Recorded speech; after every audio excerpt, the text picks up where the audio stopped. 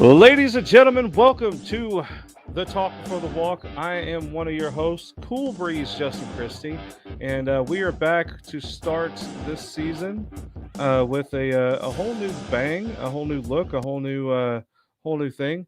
I am now going to be joined, introducing my co-host. We call him El Papi Chulo. It's James Shelnutt from the Firm Sports Management Group. James, how the hell are you, brother? I'm good. How are you?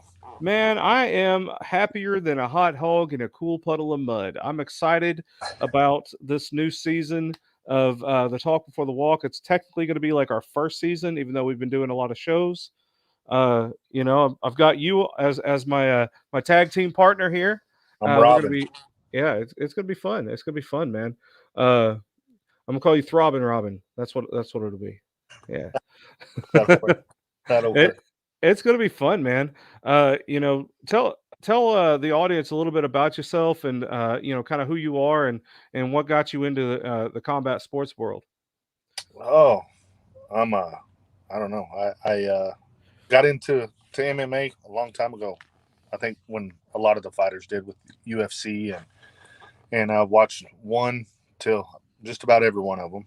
I really got into it with the local scene with shark fights in Amarillo. Uh, what just watching the guys, learning, seeing from now till then is a big difference. But Cody Pfister really got me into it. We're really good friends. He, went from local star to the UFC to Bellator, then started his own promotion. Uh, and I was there with him for that. We built from the building the cage, tearing it down to everything. So got into that, and then uh, decided to start managing fighters, and here we are. Outstanding, man. I've known you for a few years now. You and I've been friends on Facebook starting off, and then we got to meet up later on. Uh, The you know, infamous hotel room. The infamous hotel room, like, that sounds a lot more naughty than what it really was. Like, Yeah, it was just me, a bottle of rum and some Bang, but that was it. But, yeah, that was back in the Bang gang days. yes, sir. I say that very, very specifically how how I have to. But, yeah, PG. man, it's good times, it's good times. Yes, Uh, I've kinda reminisced about days like that, and, it's cool to see how far we've come from those days as well. But, enough about us a little bit. We're here to talk about all things combat sports, whether it's, MMA, boxing, kickboxing, even a little bit of pro wrestling. Uh, we're gonna talk a little bit about some UFC stuff, Bellator stuff. They got, WWE, AEW stuff going on for pro wrestling and whatnot. The kickboxing scene is starting to come up again. Um, yeah, man. What's on your horizon for events you're looking out for? we got rolling the cage, of course. We don't have anybody from the firm in there. Uh, our big show is March 5th in Lawton. We have the King is returning, the 205-pound champ, Lamont Stafford. He's defending his belt that night. Hmm. We also have Cody Gallion, the Warship. Hmm. Uh, he is making his pro debut against Zevin Hunt, who we've really wanted to fight for a long time. Summer being the excellent matchmaker she was, she's like, get a couple more fights, get a couple more fights. So Hmm.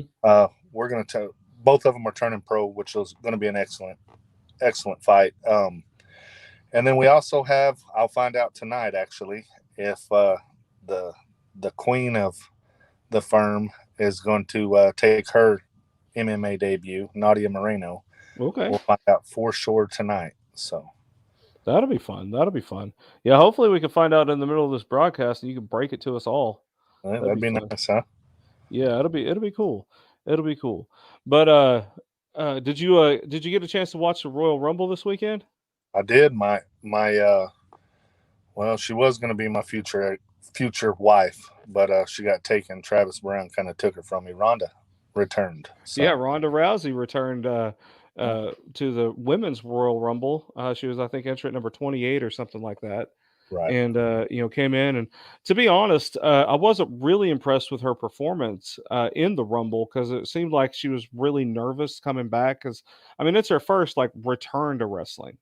I Uh, think she just had a baby like 6 weeks ago. she had a baby. It wasn't 6 weeks ago. She's had a Was baby it? like a year ago.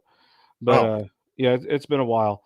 Her and Travis Brown, they've been trying to, have a child for a while. They were successful. So Ronda Rousey, brand new mother, congratulations to her. That's gonna be fun. They're trying to set up, different feuds or whatever, I think, on, uh, WWE with her now. I think Monday Night Raw, she came on, and she's supposed to announce who she's gonna be taking on at WrestleMania, in the main event. And they're teasing Becky Lynch and her, and then she said she'll make her decision on Friday night for SmackDown. Obviously an attempt to get more viewers on their SmackDown on Fox brand. right. Because I mean, Fox paid, I mean, well over like what, $1 billion for the you For know SmackDown. for the rights Yes. for SmackDown. Yeah, it's insane. So they're trying to build viewers on that.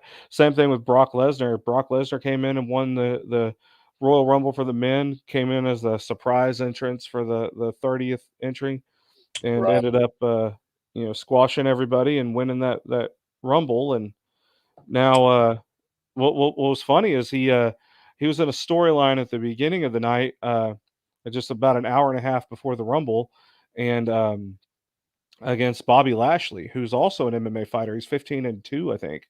Right. Bellator fighter. Trains at American Top Team with Dan Lambert and all them. Hell of a wrestler. Uh, having those two guys, with each other paired off in any kind of way, whether it's pro wrestling, or as a dream match for people like us would like get to see them in the cage. Right. Brock Lesnar versus Bobby Lashley in the cage. That would be fun. But It get to see would be. them, compete at the Royal Rumble at a pro wrestling match was just absolutely phenomenal. It was a dream come true for me. But the way that they had the storyline, protect Brock Lesnar and Bobby Lashley at the same time with the interference from Roman Reigns, causing more storylines later on down the road. It's fun. It's a Yeah. fun exciting It, thing. So it's nice to see the fighters get paid like they are. mhm. Lashley, Oh Ronda, yeah, those guys or are Ronda, millionaires now because of yeah, this stuff, and it's great. Like Shayna. I want to see these guys, make their just due in this sport, because I mean, Yeah, pro wrestling, fighting, all of it, it takes a toll on your body. yes. And for these guys to be able to, come out with a better paycheck and a better lifestyle because of it, man, more power to them. More power to Right. them. Hopefully, Yes. we'll get there one day, someday. Who One day. knows? One day. But yeah, man, I think they're trying to set up a, title versus title match at WrestleMania. So they on Monday Night Raw, Brock Lesnar got entered into the Elimination Chamber, which is going to be in Saudi Arabia this year, Right. uh, in front of the Saudi prince and whatnot.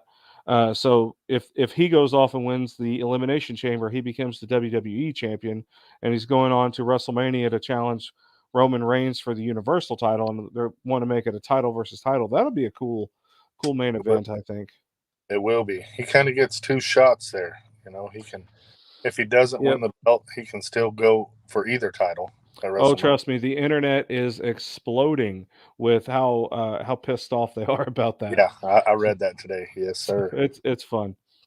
What do you think about Francis Ngannou defending his title? Man, I really thought Cyril Gahn was going to be the man to take it from him. A lot of people did. A lot of people did. I've been hearing nothing but big things about that. But how much of that do you think was hype for Cyril Gahn, uh, versus and especially like with Dana White and his alleged feud with Francis Ngannou? Well, you Uh, got to look. Cyril Gahn totally destroyed Derek Lewis in Houston, and Derek has been the guy to beat, besides Stipe, to beat Ngannou. So yeah. I really thought it was going to be a lot easier for him, especially I knew Francis was hurt when he came out there with knee pads, so I thought he would throw more leg kicks. He is a world champion kickboxer too, isn't he? Yeah, Muay Thai, absolutely. yeah. Yeah. And so, I mean, I don't know. I really thought he would take it to him, and he respected his power. I mean, they've trained together. He knows. Yeah. But Francis learned how to wrestle, learned a little bit of jujitsu. I'm like highly impressed with him. That big of a guy with that much power and a ground game, it's going to be hard to beat him. It is. It is. We got to go to break here in just a minute.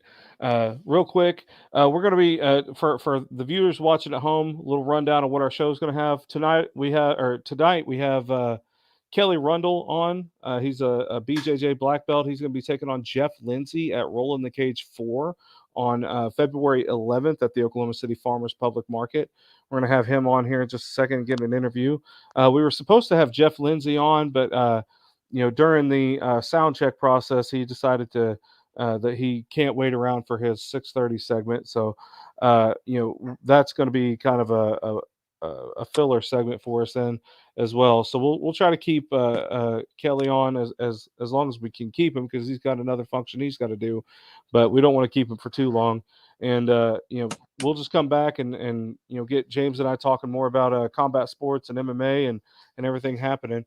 At the 7 o'clock hour, we're going to bring in Keagan Davidson, who hosts Drinking with the Outlaw. He's an undefeated MMA fighter, and he's going to be Awesome competing guy. at Rage in the Cage 86 on March 5th in Lawton, Oklahoma. And then right after that, we're going to have his opponent, Tyler Logan, on, who's going to be competing on both Roll in the Cage 4 and Rage in the Cage 86. So that's going to be pretty fun. All right, so we're gonna go ahead and go to break real quick, and we will be right back. Awesome.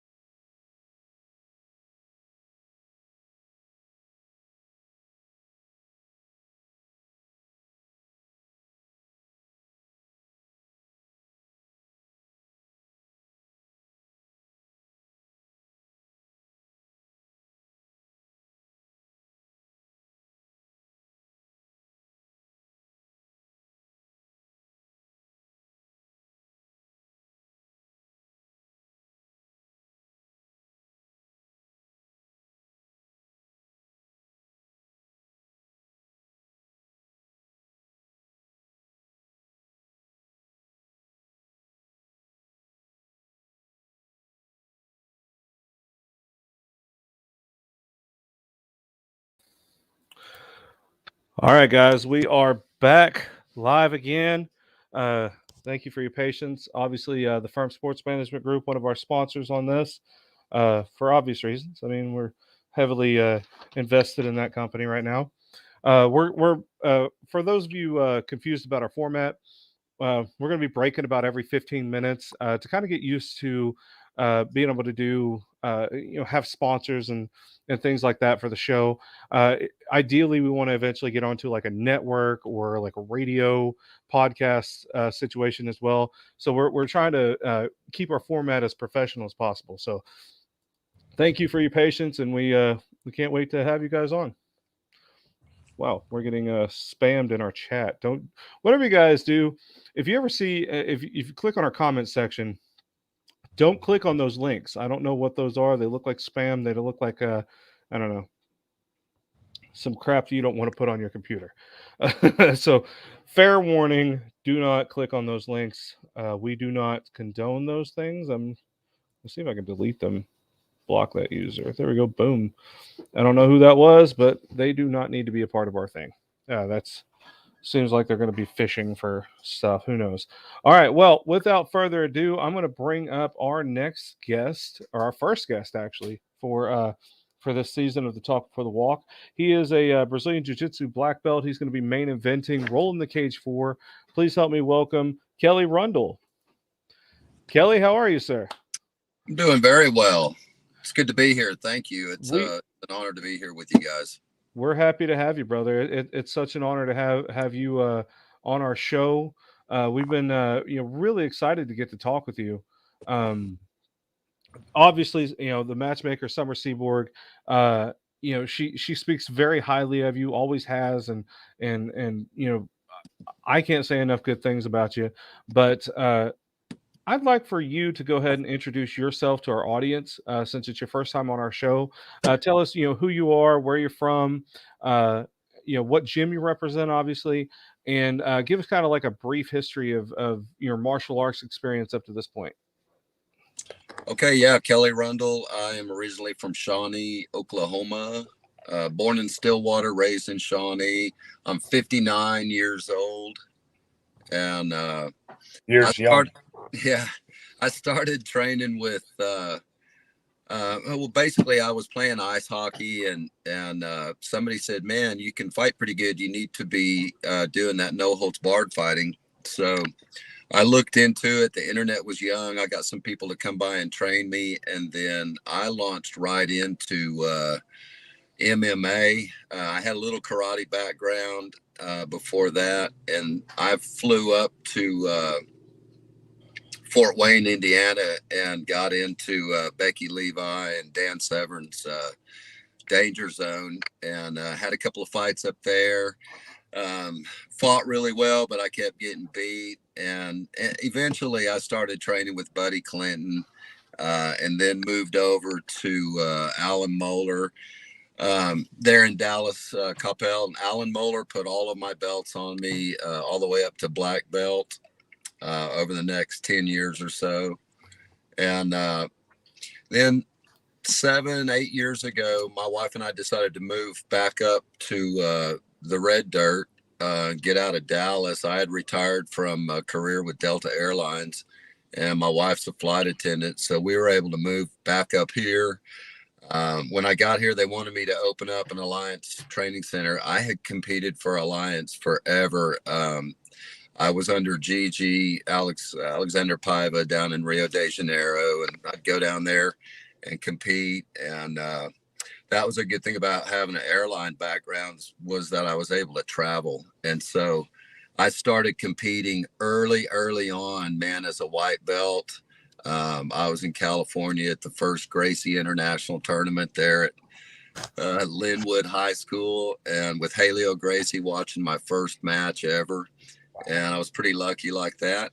Really just stuck with it, and made it to black belt. We moved back up here, and I didn't want to open my own training center too much, just because I like to hunt and fish a lot, and I wanted to enjoy this part of my life on my own terms. So I started training at Triton Fight Center with Pete. He was a great friend of mine, and so that's been my home for the last 8 years, Triton Fight Center. And so I had 10 MMA fights. I did a little pan craze before the laws had changed in Texas slap fights. And then I started MMA at 40 years old. I had my last MMA fight when I was 50. I just retired from Delta, had my last fight, and then I gave up MMA. But I didn't give up competing. I've competed pretty much all over the world in Brazilian Jiu-Jitsu, and especially IBJJF. I've pretty much done them all multiple times. The Pans, the Europeans, Master World. When Masters used to be down in Rio de Janeiro at the Tijuca Tennis Club, I used to go down there and do that. I've done Sul Americanos, like I say, Europeans a lot of times. So I've just been blessed to be able to travel and do what I like to do. I was never a great fighter as a kid, but I was tough. And so, 59 years old, I keep training probably 4 or 5 days a week.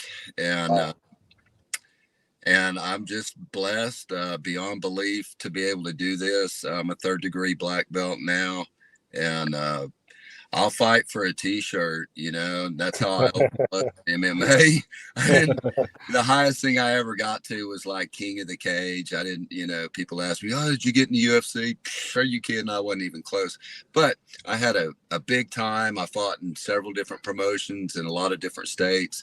And I always fought young, tough guys, like the guys that the other 205ers didn't necessarily want to fight in my gym. Sometimes I just say, yeah, I'll fight that dude, no problem. Mm-hmm. And so my last pro fight was against Jeremiah O'Neal, and I think he had about 100 fights at that point, and I was, I was wow, 5-4, something like that. And but anyway, I took the fight and had a great fight against him, and he beat my ass around that cage till my wife said that when I got back around the cage from being mounted and pounded on, that she didn't recognize me. And but I've always just had a blast, man. Sometimes I win, sometimes I don't win, but I'm always having fun.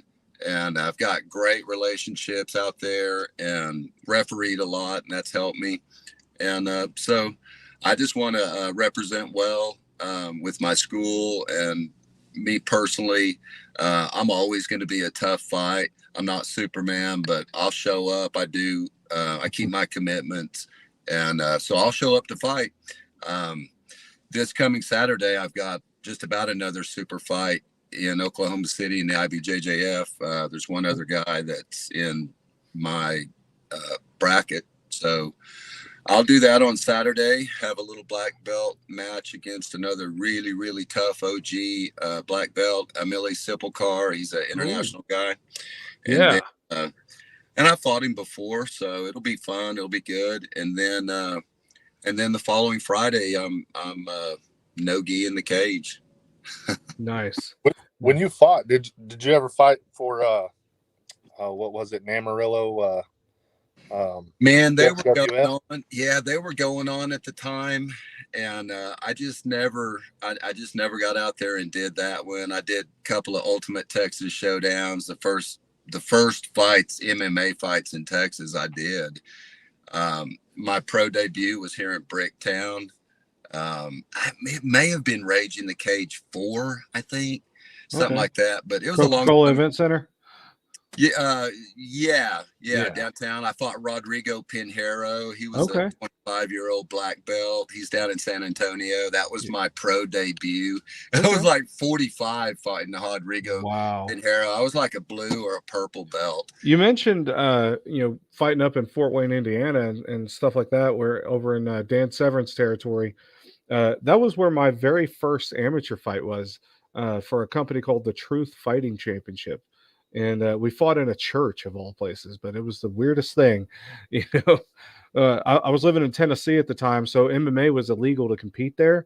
We could train martial arts, whatever. Nobody governed that, but we always had to travel to fight. And that was the first fight I could find was in Fort Wayne, Indiana. That's exactly how Texas was. And Becky Levi picked me up at the airport there in Fort Wayne, and it was danger zone. It was at the Wrigley Field Bar and Grill in a tent.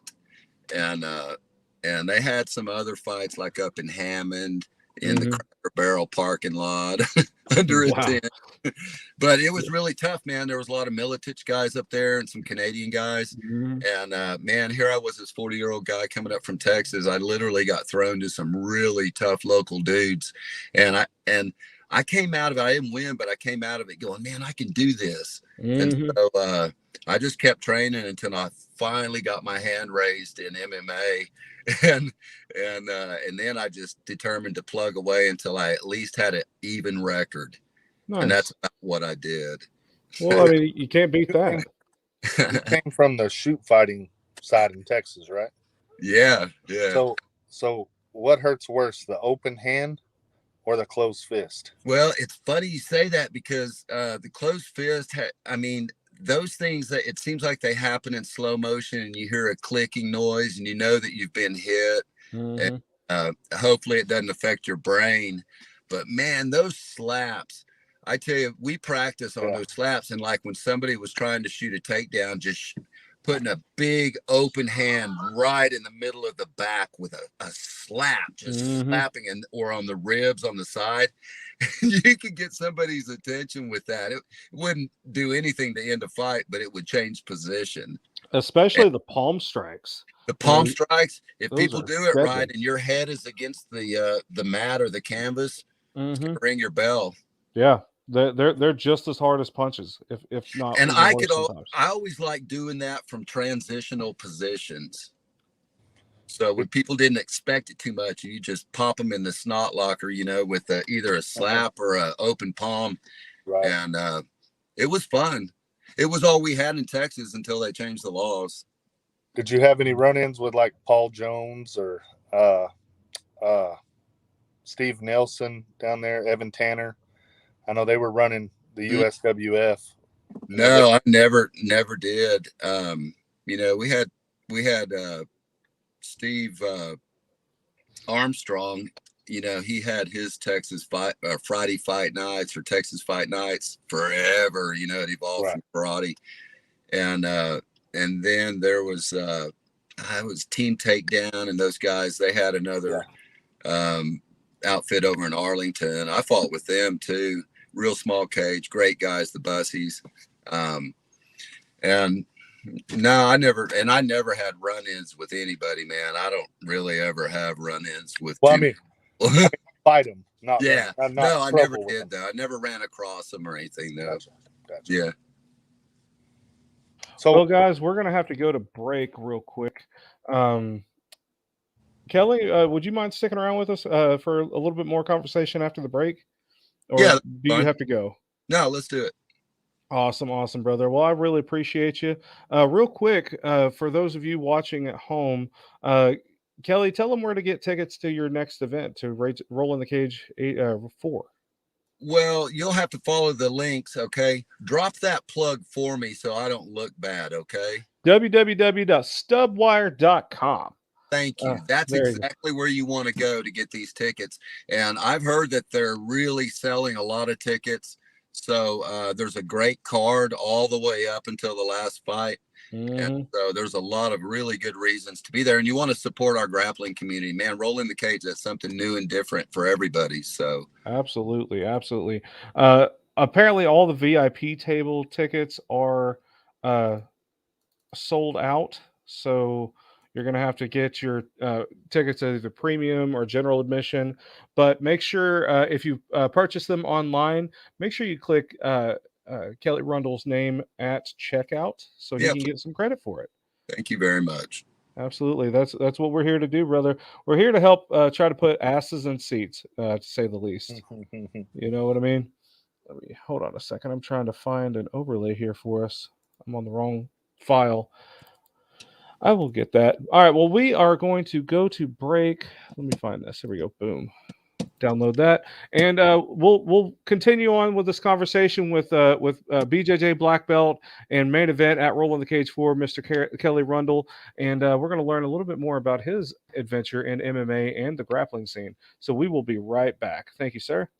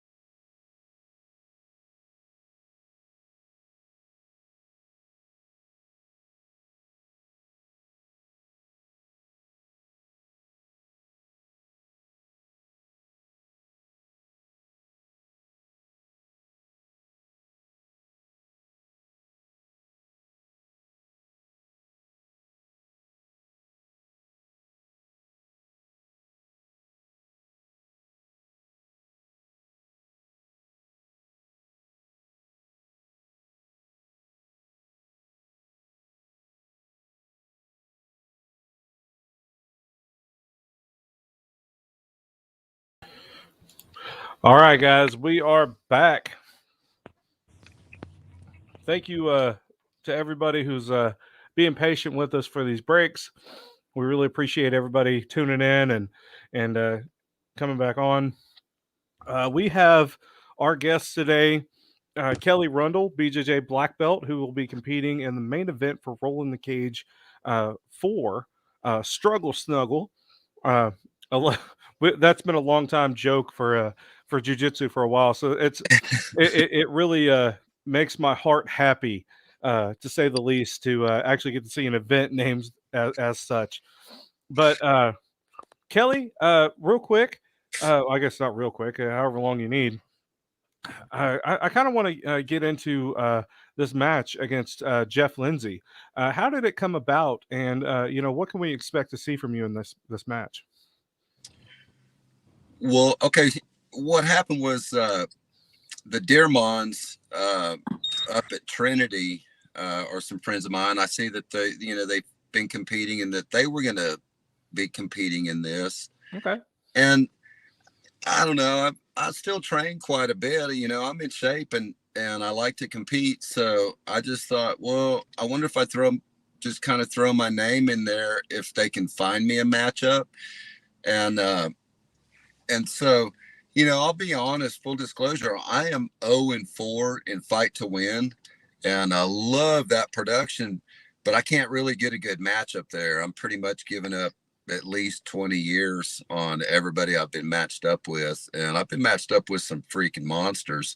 And when you're a master 6 and you're fighting somebody that's, a master 3 or 4-2 or something like that, at our level, you can tell it pretty fast. So I was just hoping that maybe I could get a good matchup or something. You just never know. There might be some older black belt that wants to challenge themselves. And so anyway, really right off the bat, they came back and said, yeah, we've got a matchup for you. Do you want it?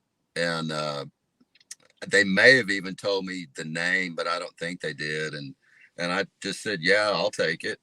And even if they did tell me, I don't really know Jeff. I'm not that familiar with him. So it didn't really matter. They said, we've got a matchup. I think they said that he was 50 or 51 or something like that. And so, I didn't really have to think about that. That's close as far as I'm concerned. So I just said, yeah, I'll do it. And then I think, when Summer saw what she had, to kind of OG guys, it just turned into something bigger than what I was ever anticipating, really. I just wanted to grapple. That's what I was saying on a Facebook post. I just wanted to grapple. And it's kind of turned into, top of the card. And man, I've got a lot of respect for Jeff. I know a lot of people that know him. And so I think it's going to be a good matchup. I never know how these things are going to go, but I know how I'm going to go, and I show up. And I don't really get too mental about who I'm fighting. I try to go wherever the fight's going to go at that moment, no matter who it is. And then I'm a wrestler. I'm from Shawnee. I've been doing this a long time. I've fought. I've done Muay Thai. I've done submission grappling in a cage before. I pretty much have the skills for this. I'm just, getting to kind of the twilight of my career. And so while I can still do it, I'm going to fight. I'm going to have as much fun as I can. And I've got, like I say, Oklahoma City, I've got this. Europeans are later on this month. And I thought they were going to cancel it, but I may still end up going to Rome for that. And then I've got Pans right around the corner in Florida. So I'll be there for all those. Hell maybe yeah. maybe not Europeans. Just the pandemic makes it challenging. Totally understand that. So speaking of the pandemic, you obviously, a coach, doing a lot of work in the martial arts community. How has your gym, not only, survived the pandemic, but you're obviously thriving. How have you guys overcome the pandemic obstacles? Well, okay, so at Triton, Pete Wilhelm has, he's monitored activities daily. He's kept us really apprised that, we do the right thing. If somebody's got the sniffles, you don't come in. Okay. And if you certainly test positive, then you got to stay out until the protocols say that you're safe to come back. So everybody's done that. And we really have not had it run through the 918 Brazilian Jiu-Jitsu community like you might think it would in grappling arts. We all know people that have had it, but they disappear for a couple of 3 weeks and then they come back and it's like, oh yeah, I had it. And it's like, oh, good to see you're back. But it hasn't, like, even I had it about 3 weeks ago. And you know what? I did what you have to do with vitamins and ivermectin and some of that stuff. And I was over it in no time. So, our gym, we've got 500 or so members. And, again, it just hasn't been devastating. It hasn't shut us down. I think a couple of years ago, we were all shut down for a month. But then after that, I'm pretty happy to say it's mostly been business as usual. And one other thing, in Sand Springs, where I live, I've got a club. Okay. So I don't have a school. I'm kind of a captain with no ship like that.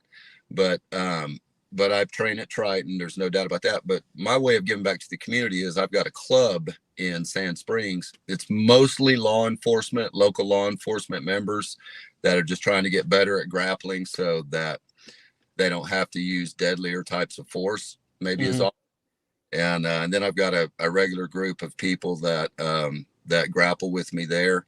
And even in my club, we haven't experienced anything devastating. We're really pretty much never shut down because of that. We may have one person out. That happens. Nice. James, you got any questions for him real quick? Yeah. What made you get into jiu-jitsu? You said you were a wrestler. Yeah, so I did that as a kid, and like I said, I was playing hockey. Here's what really got me into jiu-jitsu. I thought I could fight because I could grab you by the shirt on ice, and or I had some karate background, and I just thought I could do that. I was usually on the receiving end of any ass whippings when I was a kid. And so I just thought, well, maybe I can kind of redeem myself. So that's when I started doing the MMA, and I had a couple of MMA fights, and I got mounted in the MMA fight, and the guy started dropping elbows. Now, as an amateur up there in Fort Wayne, they could drop elbows. And so he broke my orbital bone with elbows. And then whenever I got back home, I had to fly back home the next day. I got back home. I told my wife, I said, man, that's never going to happen again. And from then on, I switched over, started training with Buddy Clinton under Hoyce, trained with him for a while. And then I moved over to Moeller, and I just really never looked back. I've always trained jiu-jitsu in and out of the gi.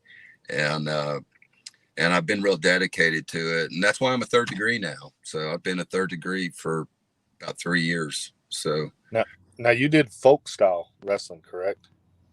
Yeah, just AAU, wrestling, just kids wrestling all the way up until junior high. And then, I wasn't a high school wrestler. Well, I've heard folk style is the best. The jiu-jitsu and folk style kind of work because it's all about control. Yeah, they do work well together. And I also I like to train catch wrestling, some pretty old traditional stuff that people shake their head and they say, I can't believe you caught me with that. It's like, well, that's a 3,000-year-old move. Right. Yeah, right. Exactly. Awesome. Well, guys, we got to go to break again here in just a minute. Real quick, let's tell everybody again where they can purchase their tickets for Rolling the Cage 4. You can get your tickets at stubwire.com, and make sure at the checkout link how you heard about this event or whatever the which fighter you're representing. Make sure you click Kelly Rundle at the checkout. That way he can get some credit for this. And we help support our local fighters, our local coaches, and I'm really excited to see Kelly perform in this this next Roll in the Cage 4. we're going to go ahead and let you go. I know you got a dinner to get to and a function to get to. It's been a blast getting to hang out and talk with you. Kelly, you're always welcome on the show anytime. If you have anything to promote or anything like that, just give us a shout and we'll put you on, brother. We're going to be here every Tuesday at 6 o'clock, man, for the foreseeable future. So you got any last minute words you want to say to the Talk Before the Walk universe or the Rage Nation? Yeah, Talk Before the Walk, man. I just want to give you your props, and I want people to support you guys. I want you to do well. I'll always circle back with you. So if you ever want to talk again, please, it's my pleasure. And man, support Oklahoma Grappling. Support these local guys trying to make it with this type of media. It's great for what we do, and plant seeds of jiu-jitsu and help nurture those seeds and let them grow. Okay, that's what our community needs. Right. And when I say jiu-jitsu, you know, that can be no-gi and that can be some other things, but really, you know what I'm saying? Plant seeds of our martial arts and plant them with the young, plant them with the old, plant them out there and nurture those seeds and help grow our wonderful martial art. These sports are absolutely amazing to showcase the lifestyle of a martial artist. So I'm so excited to get to watch you compete. You know, especially at your age, still getting at it. You know, I don't even know where I'm going to be at that age. There's so many of us who probably sit there and think, man, I'm probably not even going to make it there. But here you are, still rocking it, man. So we love you to death, Kelly. Thank you so much for being a guest on the Talk Before the Walk. Enjoy your dinner, and we'll see you on February 11th, brother. Absolutely, my pleasure. Hey, make sure you guys come up and make yourself known to me, okay? And let's get a picture, and Absolutely. we'll all have a great time that night, okay? Absolutely. Hell yeah, sounds like a plan, brother. I'll actually be the one yelling at your face. I'll be Nice. the ring announcer. Okay. Yeah, so I'm gonna hype you up Bruce Buffer style as much as I can. You know, all due respect, I can't even hold a candle to the flame or a flame to the candle that is Bruce Buffer, but I do my best. You know, so I'll try to hype you up, man. But we'll see We're you gonna have February fun, 11th, man. brother. Good luck. All right, thank you. Yes, Okay, sir. ciao. You have a good one. All right, guys. We were talking with BJJ black belt Kelly Rundle. Kind of give a little bit of I guess we'll kind of have an interview breakdown. James, we'll start these little segments like this. This is why I'm glad I got you on here. We could handle these filler spots. We can. Definitely can. Yeah, I was checking that out, man. Him and Jeff Lindsay, that's going to be a good match, man. High level. Absolutely. 3rd degree Mhm. black belt. I did not know that he had fought. I had looked him up. I was looking at jiu-jitsu stuff. I wasn't looking at fighting stuff. And that's pretty cool to know that he, started off in the shoot fighting. A lot of people call it slap fighting, but that was grown man fighting back then. It hurts to get slapped. I'm sure anybody knows that. In all fairness, it's still grown men fighting. Well, yes. And grown ass women now. Like Yes. there's a little bit It different is. now. Yeah, man, this whole roll in the cage card is looking pretty good. I mean, we got Kelly Rundle and Jeff Lindsay in our main event. Another black belt match we have is Jeremiah Mendez, who just recently got his black belt, taking on Randy Ray, OG Jelly Bean. We just watched him defend his amateur title. He'll be making a pro debut soon. That young man is something else. He is marketable. I am a huge fan. I love Jeremiah Mendez too. Don't get me wrong. I got to be a part of a very special moment where Jeremiah Mendez retired from MMA in the cage. I believe he did it in Lawton, Oklahoma. And man, it just whenever you see a fighter take off their gloves and put them in the center of the cage, Jesus, it just there's something that just hits me in the heart. Right. About that. It's a long journey to even get to those fights, and to get to that last fight is something special. Yeah. But it's awesome to see Jeremiah still competing in jiu-jitsu. I know that's one of his first loves, martial arts wise. Brown belt level, we got Jason Greer, no stranger to Rage in the Cage or our show even. Jason is from 10th Planet Jiu-Jitsu in Altus. He's got quite a few fighters that come out of there, including Krista Camarillo trains with him, I believe. And he's going to be in a very much anticipated grappling match against Wade Smittle from Kudos Jiu-Jitsu here in Oklahoma City. Yeah. I think his Oklahoma City is, I think he's in Edmond now. They've got a gym in Edmond. Was he on last roll? He fights too, correct? Yeah, he fights as well. I don't think he's fought in a while, but Wade is one hell of a grappler. When it comes to he does a lot of the rolling the cages. Between him and Diego Pichilingue, MMA fighter as well over at Kudos Jiu-Jitsu. They just have a phenomenal crew over there. Wade is just a class act. I can't say enough good things about him. We got Justin Hobbs taking on James White in a purple belt match. We got a brown belt versus purple belt with Danny Bull taking on Victor Rockcliffe. That's going to be fun. Ryland Smith is taking on Jet Thompson. I'm not sure what their belt ranking is, but that's going to be fun. I think that may be brown and purple as well. We got purple belts. I'm trying to read this. Tasha Drugan. I'm trying to read Starla's handwriting, I think is what this is. Either Starla or Summer's handwriting. I'm going on this. Taking on Sabrina DeArmond. Kelly mentioned the DeArmonds, Sabrina and Right. Jerry. Those two, you talk about a fighting couple, and in a good way, not like they're fighting each other, Right. but they're both martial artists. They're bringing up their family in the martial arts. They both train, night and day, and phenomenal family. I absolutely love them to death. I got to be there at Sugar Creek Casino when Sabrina made her MMA debut against Kayla Chikorsky, and that was a fun fight. Nickname? Huh? Chikorsky. What's her nickname? I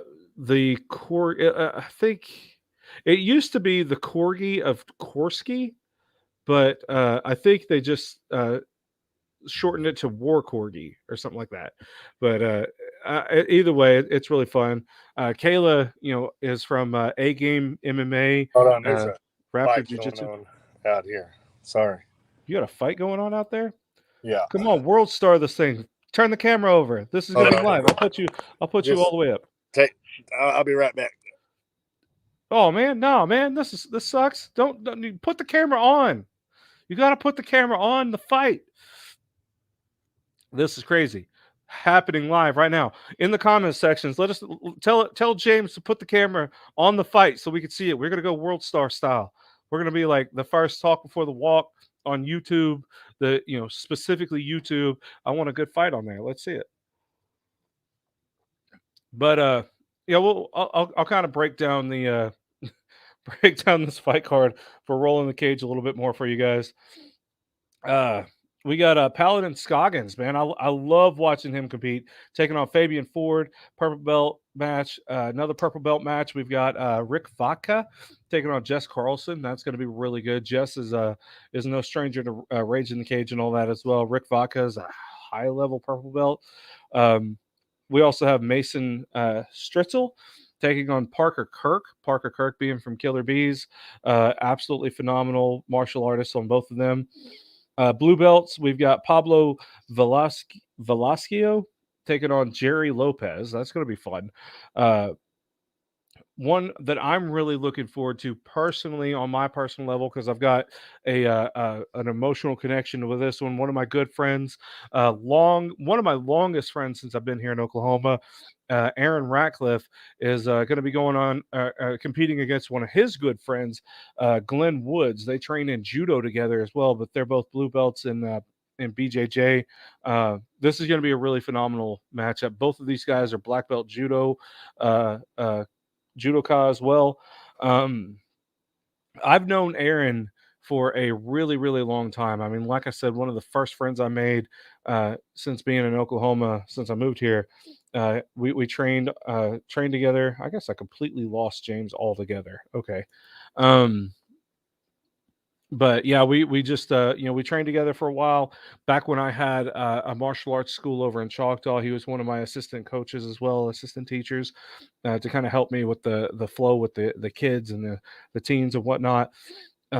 Great martial artist. Glenn Woods is one of the hardest working people in martial arts that I've seen in a long time, and he just made his MMA debut, I believe, last year, and it was a really fun fight to watch that. He's up there in his age, uh, over 50 years old, and making an MMA debut at that age. It's almost unheard of in what they call a young man's game. So getting to watch him not only compete in MMA, but be hungry. And I mean, he got all of his medicals done, got fully cleared, and I mean, put on a performance and came out with a victory in his MMA debut at Rage in the Cage. With this match between him and Aaron, these guys are really competitive. It's all love and whatnot, outside of the cage. But when these guys, when that cage door locks and these guys get to grappling, they're going to go hard. It's going to be fun. I know these guys. Aaron does not pull punches. He's really good. I'm really looking forward to that match. I can't say enough about that. More blue belts. We got Cody Bullruss, I guess. I'm having a hard time reading this. I'm sorry if I mess up these names. Summer can correct me in the comments if she wants. I'll have her do that. And we'll see what we can do. See, look, James, man, everybody's wanting you to put the camera on the action. They won't want to see the fight. I want to see the fight. Come on, James. Like, hold up. I'm gonna put this up here. Boom. See, like, look, Mike 13, Mike 27. He says, James, put the camera on. We need action. Man, I fully agree. I fully agree, man. Totally agree. So, we got Chelsea Coleman taking on Bianca Vigiani, Queen Bee herself. I think she is going by the little jiu-jitsu monster now. We got Emma Arnold taking on Tina Lewis. That's going to be a good match. Those are blue belts. We got Zach Holschner taking on Tane Blumeers. If I'm messing this up, I apologize. I don't mean any disrespect by that. I'm just trying to read this handwriting. We got Velvet Gunstacks taking on Elizabeth Alfon. I apologize. Alfaro. I think it's Alfaro. I'm trying to see the swirly. It might be a 0 or an O. All right, white belts. We got Colton Allen taking on Thomas O'Gillespie. We've got Jesse Huber taking on Madison Keeling. We got Drew Lipton taking on Wesley Drain. Michael Halsey taking on Tyler Logan. Tyler's going to be a guest on our show here in just a little bit. I think at the 7:30 hour or mark. We've got Anne-Marie Petty taking on Ashley Metters. Anne-Marie Petty is also going to be competing at Rage in the Cage 86 as well, I believe. She's going to be taking on Jessica Smith, so that's going to be fun. And, of course, we've got Colton Keith versus Jackson Fleming. That's going to be pretty fun. That's going to be really fun. I got to get James back on here and see where he's gone. I really want to, like, I'm hoping he takes a video of this fight because, like, that'll be really cool. We are about to go to break here in just a few minutes, and we'll come back at 7:00 and see what's going on there. Give us just a little bit, and we will see what is happening. Yeah, I know. Like, Tyler, I definitely want to see James too, man. That's just, I don't know what's happening. I want to see. I want to see what's happening on this fight, man. I want to know. Like, that's what we do. That's what we want to know about. Although I will say I do not condone street fighting. He's probably stuck, at a truck stop somewhere. James is an over the road truck driver. He travels the whole country. So let's just hope James stays safe in all seriousness. And I hope that everybody involved is okay as well. So, all right, cool. All right, so we are going to step away and go to break for just a minute or two, and I'm going to try to get James on here. I'm going to try to call him and make sure he's okay and see what's going on. But stay tuned. We'll be back at the 7:00 hour. At 7:15, we got the host of Outlaw or Drinking with the Outlaw, and obviously the leader of the Outlaw Nation, Mr. Keagan Davidson. He's going to be on to talk about his show, talk about his fight coming up, and try to talk about the whole Outlaw brand as well. And then after that, we're going to have Tyler Logan, who's competing on both Roll in the Cage 4 and Rage in the Cage 86. We're going to get an interview with him, and then hopefully we'll end the hour with a really cool virtual face-off between these two fighters and get them talking and seeing what they got to say to each other. So stay tuned, guys. We'll be right back at 7:00. Man, make sure you hit that subscribe button, that like button, that share button. Go ahead and share this. I think the more we share it, the more I could talk James into putting that fight video on. So we'll no guarantees, but I'm going to try it. We'll see what we do. All right, guys, stay tuned. We'll be right back.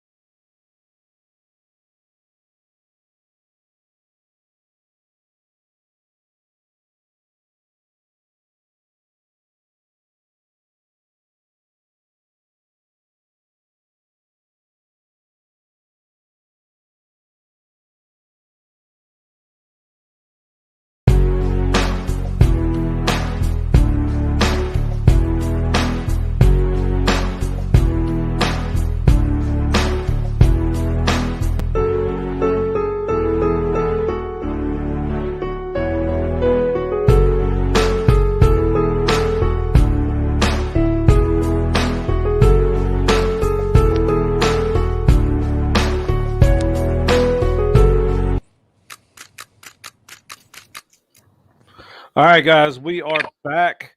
Welcome back to the Talk Before the Walk. Woo! Oh man, if you guys missed it on the break, James had to go break up a fight or something. This is a great segue into our second hour. James, give us a breakdown. What the hell happened, man? Are you okay? Well, we were talking, and these two cars pulled up, and guy got out. A big old dude got out behind him, and said, I couldn't hear what he said, but he hit him in the head with a beer bottle. The dude shit went to sleep. He walked over and hit him. That's when I was telling him he needed to get on. he said he was throwing rocks at my car. I was like, yeah, I bet he just stopped and picked rocks up, you know. So he got in his car, and then the other guy that was with him ran over and was trying to check on him. And yeah, so. Well, I hope he's all right. Well, he got up, and I mean, there's lots of blood over there. I mean, I could take it and show you. I don't know. Yes. Really? Yeah. Yeah, do it. Let's do it. Let's get out the car. Go do it. This is going to be as candid as it gets. Oh, look at you.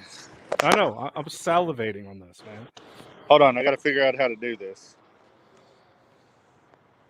You just have to turn your camera, or just turn your phone over. Hold on.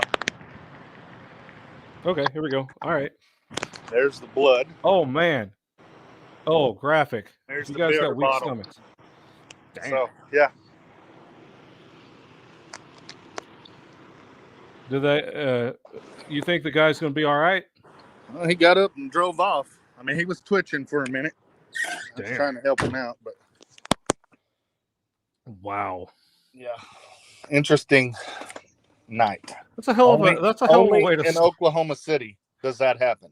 Are you in Oklahoma City right now? I'm in Oklahoma City. Oh man, we could have just done this in studio. I thought about that, and I was like, man, you know, like you should have just said, "Hey, I'm in town," and I like, man, I got dinner. You could have had dinner with us. Yeah, I know. You know how things are. You know how my philosophy is. I got a table for everybody. You know, like a spot at my table for everybody. I was preoccupied talking to somebody on the phone and about being nervous, you know, and oh yeah. Then here I am. Well, you're doing all right. I'm not nervous. We got some blood. I'm good.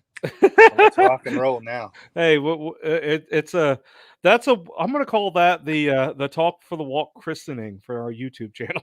Right. And Summer just asked me in Oklahoma City. Yeah, but you know my little Walmart. I'm right across over there at that Spring Hill Suits area. Mm-hmm. I'm just over here because it's got good signal, Summer. Okay, right on. So right on. But hell yeah, let's do. Yeah, man. All right, so we're gonna be kind of segueing into Rage in the Cage 86 talk a little bit.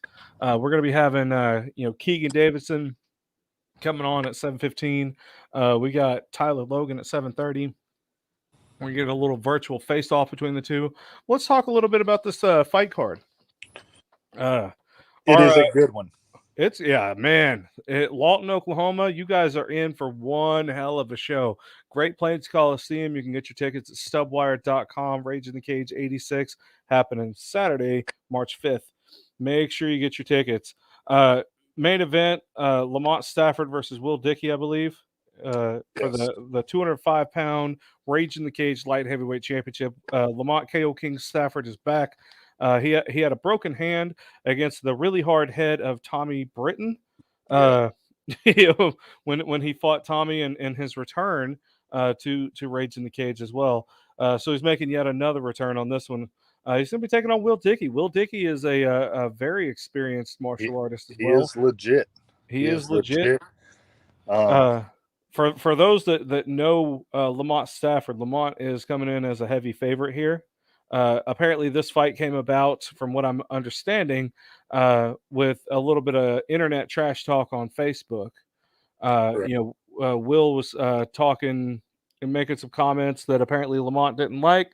Lamont, talked back as fighters do, and next thing you know, Lamont's trying to make his return. It was supposed to be slated to defend his title against Glory kickboxer John King.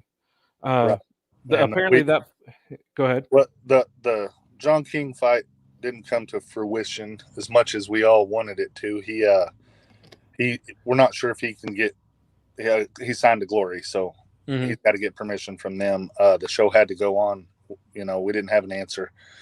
Summer found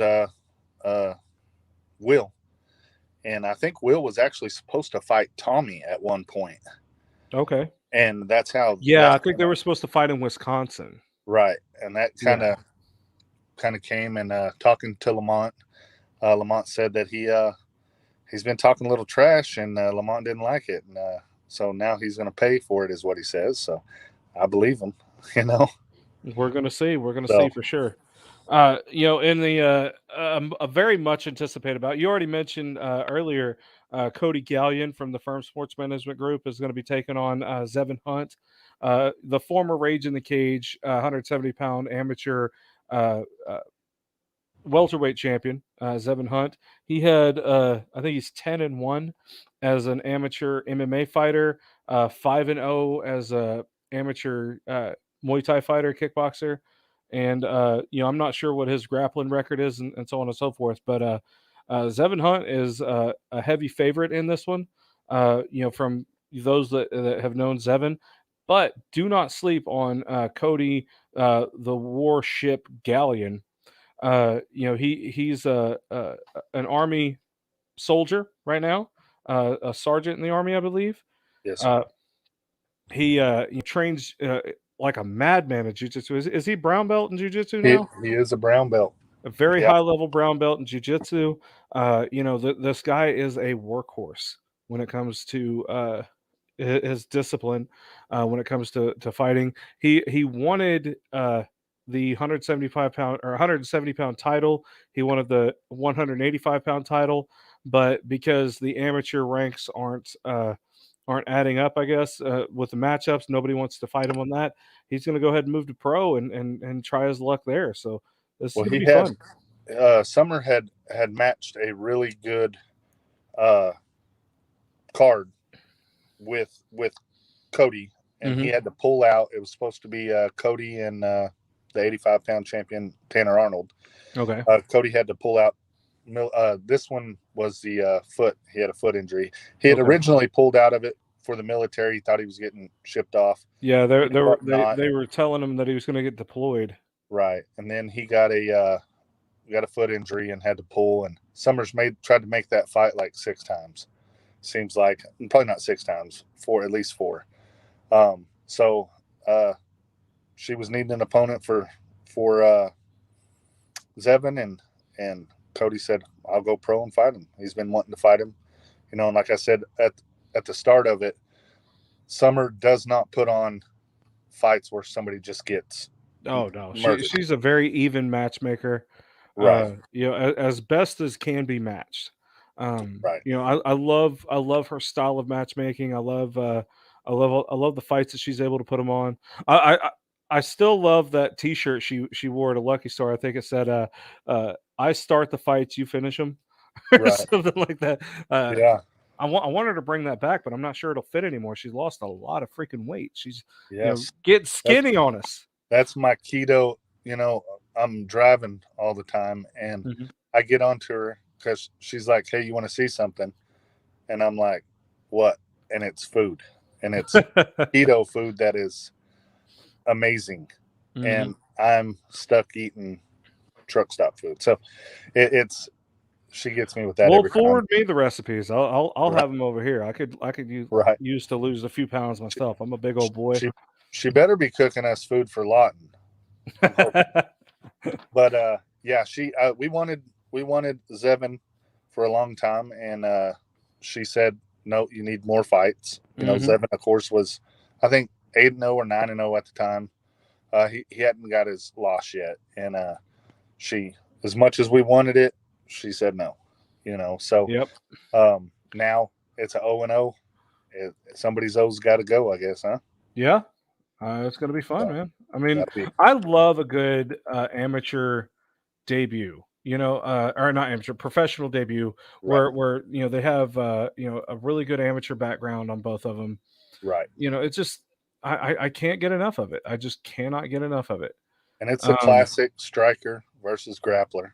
And Zevin's got grappling, and Cody's got some striking, but their fortes are one's a striker, one's a grappler, and it's gonna be nice to see. I know both are training hard, and they're both super nice guys. That's the other cool thing about it is they're super super nice guys. So yeah, that's the other fight I'm really really really looking forward to on that card. So absolutely, we have another one. We got Tyson Southern taking on James Cody. They call him James King, I guess, or whatever, King Cody, however way they call it. But Tyson Swisher Sweet Southern. These two guys have had a beef for a while. Yes. And I want to get into this so bad, but we got our next guest coming up here at the in just a few minutes.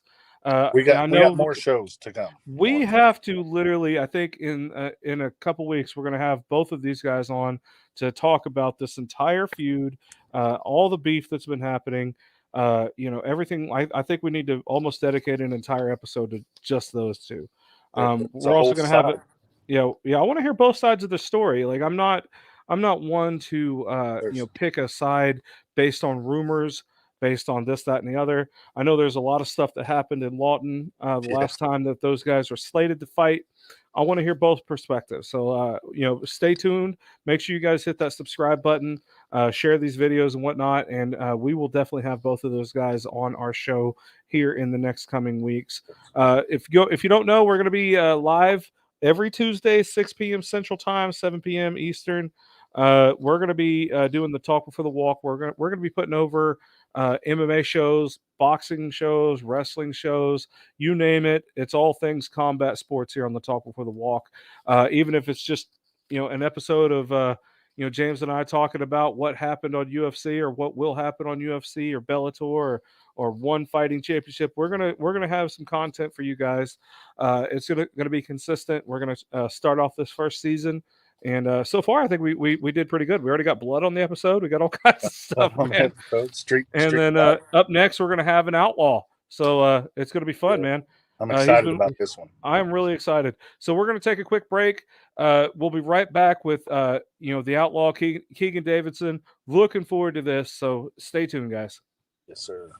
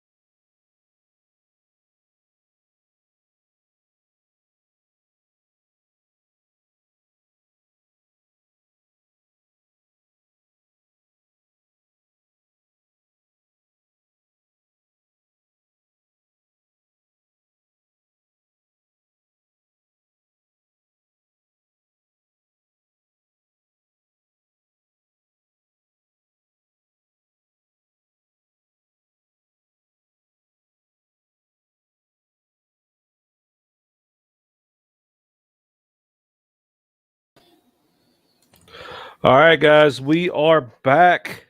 Thank you for your patience with us. We're going to be filling those spots with a lot more sponsors coming up. We'll be talking about them. Shout out to the Firm Sports Management Group for always being a supporter of this show, to the point to where James is right here with us now. I'm here. We're all about branding. We're all about putting things over, companies over, fighters over. We're trying to put everything over as much as we can. We want your eyes on these fighters as much as we can. Local fighters, local businesses, anybody who wants to really showcase who you are from any region in the country. I mean, I want you guys to get worldwide exposure as much as we can. So as we grow, you're going to grow.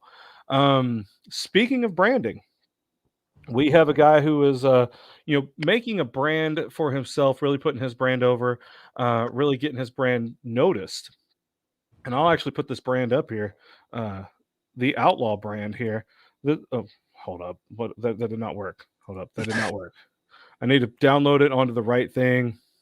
Give me just a second. It's a technical issue because I'm a dummy. I clicked the wrong thing. Give me just a second. It's got to upload, and boom. There, now it's on top. Let me go back to give us our background now. Goodness sakes, I totally flubbed that up. But anyway, it's the Outlaw brand. With our next guest, the Outlaw Keagan Davidson, who is the host of Drinking with the Outlaw, which I think we may be getting a little bit of taste of that now. I keep taking that off. I am working on the IT issues. There we go. Boom. I'm going to take that off. All right. So without further ado, we got Keagan Davidson, who's going to be taking on Tyler Logan on March 5th at Rage in the Cage 86. He, like I said, he is the host of Drinking with the Outlaw. Please help me welcome the Outlaw himself, Mr. Keagan Davidson. Keagan, how the hell are you, brother? There he is, bud. Oh, my bad. You Cheers, just cheers. caught me No, drinking man. out I my brand got new you. Drinking with the Outlaw mugs that just came in. How y'all doing, man? Yes. Oh, doing all right. I'm gonna get a post Red Solo Cup, Toby Keith style. Yes, sir. I need you to bring me one of those to Lawton. We can make it happen. We can make it happen. So, before we get into the fight, tell us a little, man. I have got a guy that is like spamming our chats, like with new accounts. I keep blocking the user, and they're trying to, I guess, get all of our users to click on their porn link.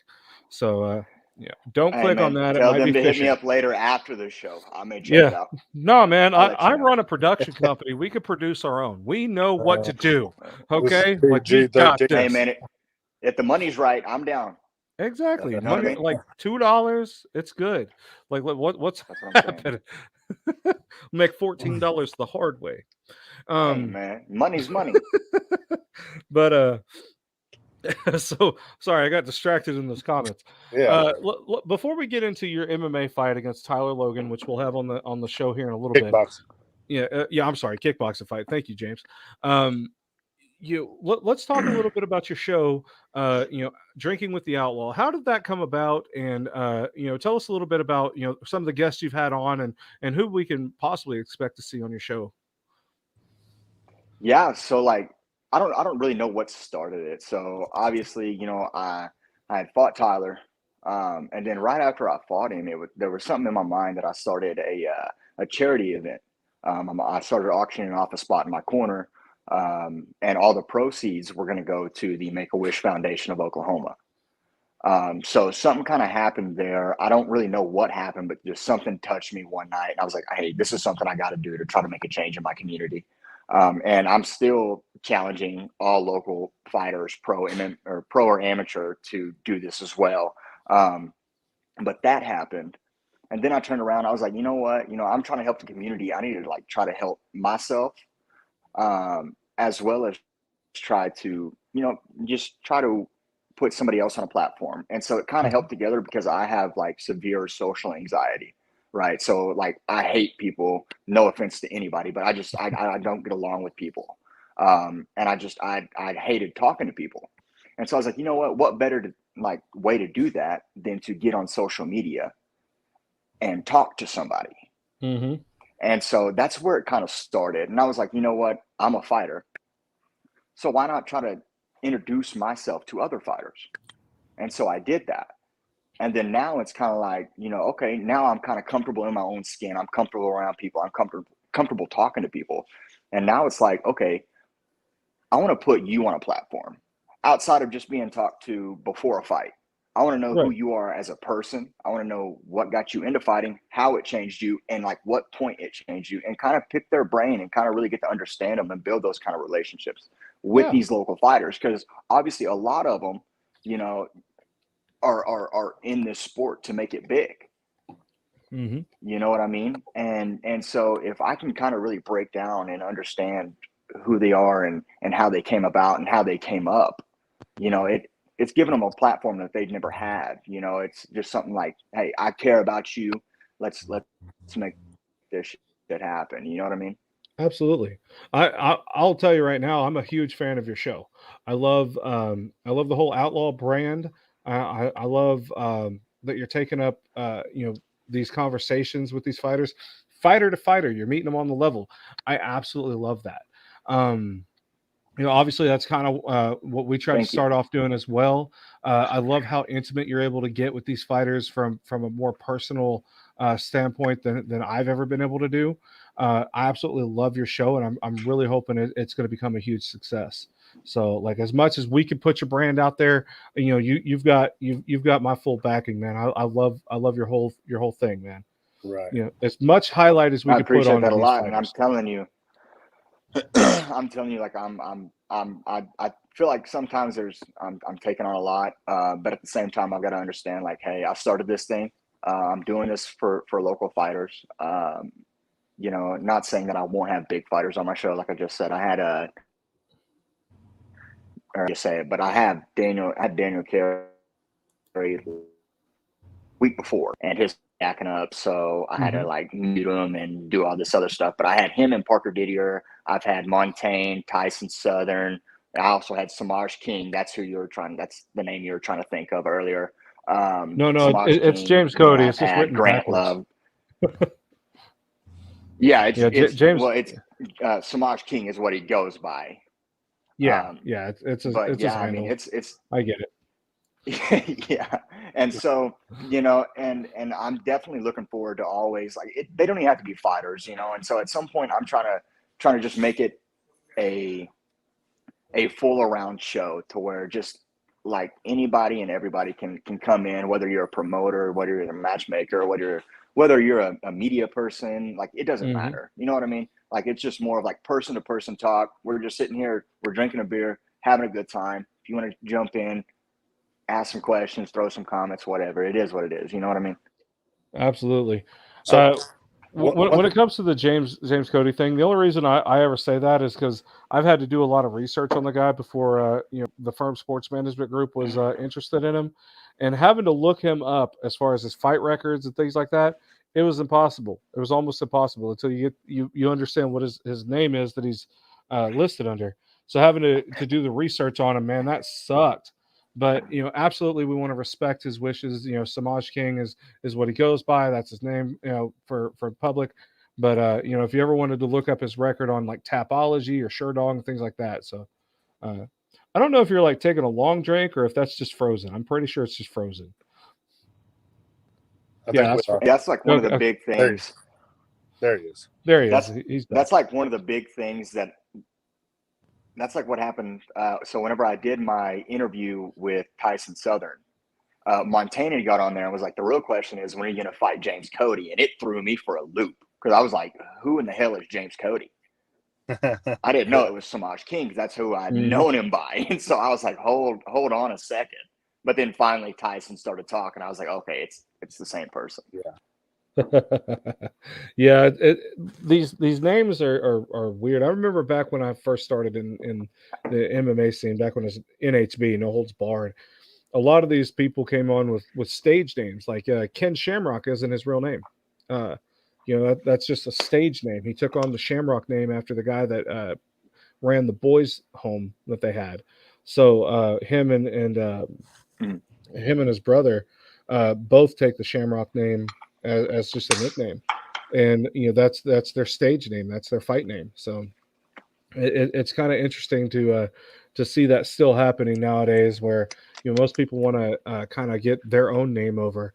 But I mean, at the same time, I always respect people like you have those Muhammad Ali style incidents where Muhammad Ali didn't want the disrespect of being called Cassius Clay because he felt that was his slave name. So, at the same time, you want the name that you have in your heart to be, perceived publicly. So, obviously we're going to respect Samaj King for that. So your branding, you got a lot of stuff. What all do you got?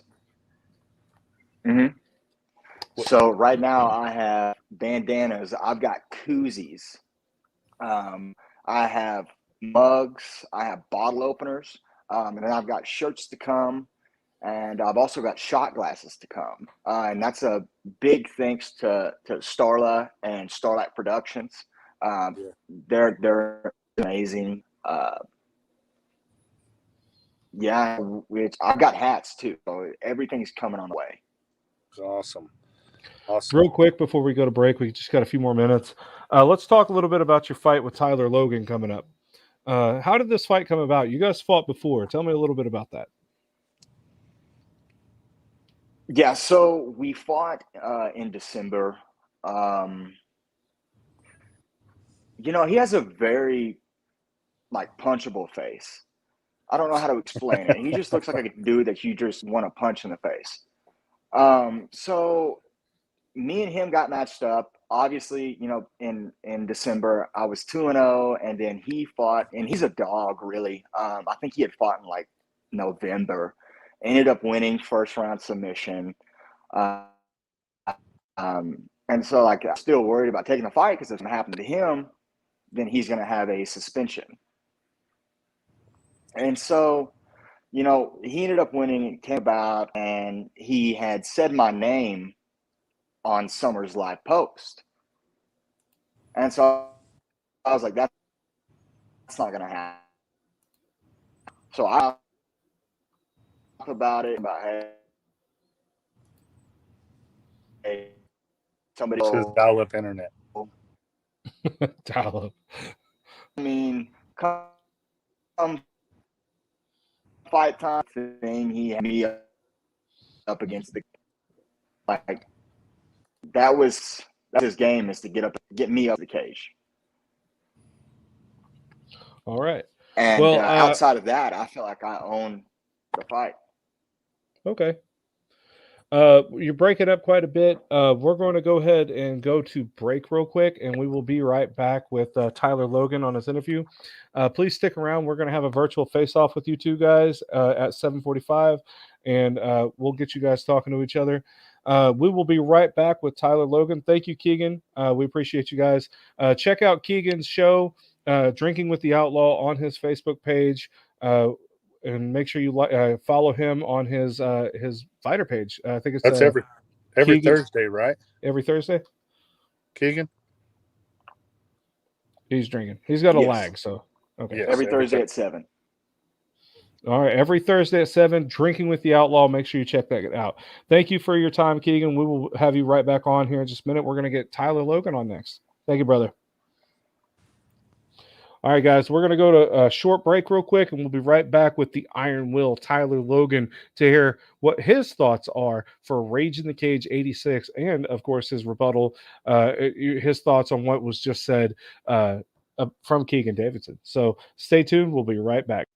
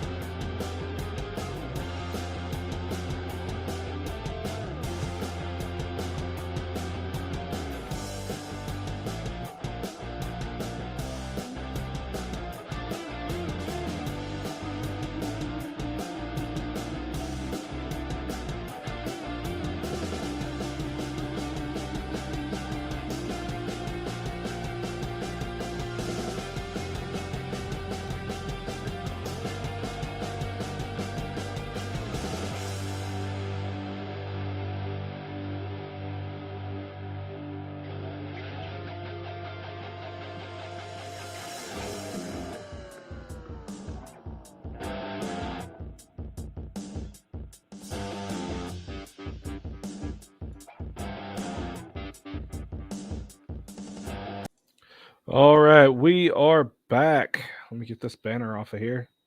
I can do my IT thing. There we go. Boom. Haha. Done.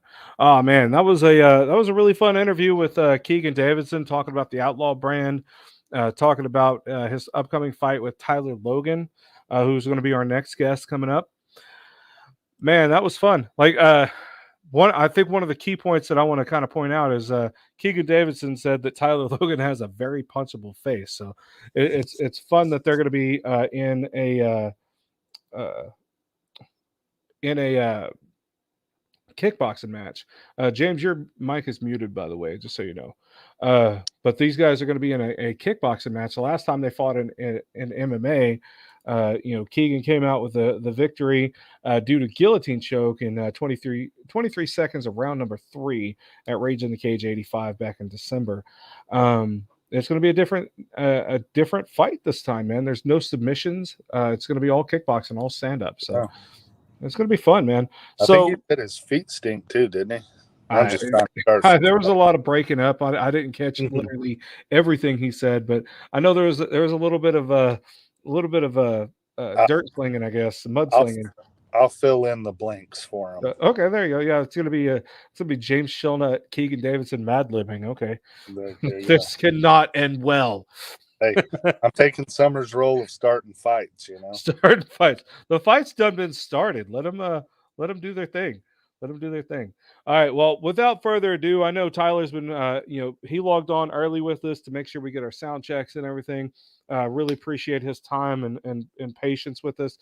Without further ado, please help me welcome the Iron Will himself, Mr. Tyler Logan. Tyler, welcome to the Talk Before the Walk, brother. How the hell are you? Hey guys, I'm doing well. Just sitting in my car. How are y'all? Oh, hanging in there like a hair and a biscuit over here, man. We already had a fight on the show. We had I saw the blood. Yeah. I was really hoping we could get James to just go out there with his camera and be like, "We're live. We are live."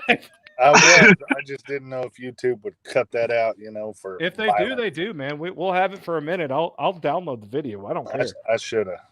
I got to see it. Next time. Let's do it. I want to see I'm surprised he drove away with how much he left. Yeah. I tried to keep him down, but he would not stay. But I got to say, the Oklahoma City police got here pretty quick. The guy next to me got him over here, and they were here within 5 minutes. So that's probably why they left so quickly. So anyway, enough about all that. Tyler, you got a lot going on this month. And yes, and sir. Next month. You're going to be. Let's start off first. We'll get your comments about what Keagan said here in a minute, but I want to talk a little bit about your match at Roll in the Cage 4. You're going to be taking on Michael Halsey, I believe, in a white belt versus white belt grappling match. Is that gi or no gi? I'm not sure. It's no gi. No gi? All right, cool. Naked grappling. I love it. They can't keep me down with the robe on. Without the robe. There you go. All right. So how did that match come about? And I love how frequent you're competing. What can we expect to see from you at Roll in the Cage 4? So how this match actually came about is we've actually already grappled together. So it was at the AGF tournament this past week. It was my first AGF I had ever done. And we made it to the finals. He ended up beating me in that one with a guillotine choke, or about a diesel choke or something like that. Okay. So we ended up hitting each other on Instagram. He wanted to fight. I had been fighting a couple of times. I said, let's get at it. And his opponent had dropped at it and rolled in the cage. And I told him, if you need an opponent, I'm up for it. And then I want to go. So the theme of these coming months now is I lost to him in AGF. And Keagan ended up getting that victory at Rage in the Cage. So what I'm going to be doing these next couple of months is on my little warpath to take all my losses back. And I'm going to win them all back. Okay. Nice. So, tell us a little bit what happened in your fight with Keagan originally. So with Keagan, I was pretty sure that we had the same game plans going into it. Like, even though he wanted to strike more, he still had his grappling. I knew that weapon was there. Mm-hmm. So I wanted to go out there and fight him like the dog I am on my feet, because I know I can go without almost anyone on my feet. It may not look pretty, but I'm going to eat it. I'm going to give it out. We're going to get to the ground, probably pound you a little bit there. Well, in this match, we got to go straight in, straight hands. And I don't think he's going to expect the offense coming this time. All right. So Keagan said that you've got a very punchable face. And I guess James is saying that he also said your feet smell, whatever. Feet stink, your breath stink. He said you were ugly. He said a lot of stuff. I mean, Well, I'm going to show the cocky smug that he's got, how much that really stinks, because physical, maybe I didn't put deodorant on just for him, but his skills are going to be the ones smelling right there. That's funny. So tell us a little bit about how your training is coming along. For those who are not familiar with you on my show, tell us a little bit of also how you got started in martial arts. So my training's been going pretty well. It's been mainly grappling focused for the roll in the cage part as of right now.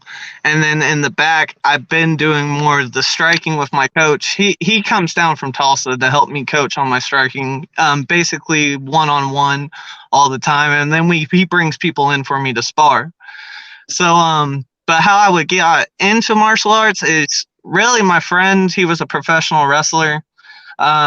He always liked doing the choreographed stuff, but that always felt like hollow to me. Who's your friend? So, Wesley Crane. Okay, yeah. Yeah, I've seen him wrestle. He's pretty cool. He's been doing that since he was in second grade, man. He's been chasing that hard.